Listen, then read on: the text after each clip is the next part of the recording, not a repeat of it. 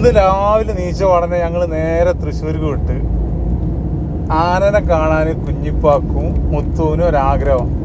തെച്ചിക്കോട്ട് കാവ് രാമചന്ദ്രനെയും ദേവിദാസനെയും പോയി കണ്ട് നേരെ വിട്ട് അമ്പലത്തിൽ കയറി. അമ്പലത്തിൽ നിന്ന് 2 ആനകളെയും കണ്ട്. രണ്ടും മതപ്പാടിലാണ്. ഇനി പോണവർ ശ്രദ്ധിക്കുക, ആനകൾ മതപ്പാടിലാണ്.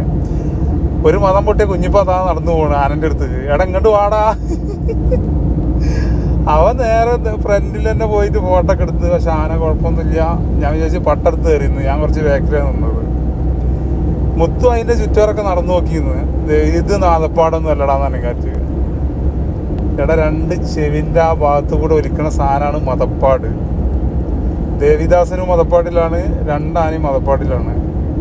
എന്തായാലും അടിപൊളിയായി. 2 ആനകളെയും കണ്ട്. ഇവരെ ഫേസ്ബുക്കിൽ മാത്രം കണ്ടിട്ടുള്ളല്ലോ. ഒന്ന് നേരിട്ട് കാണാൻ പറ്റിയതിൻ്റെ ഒരു സന്തോഷം 2 ആൾക്കും.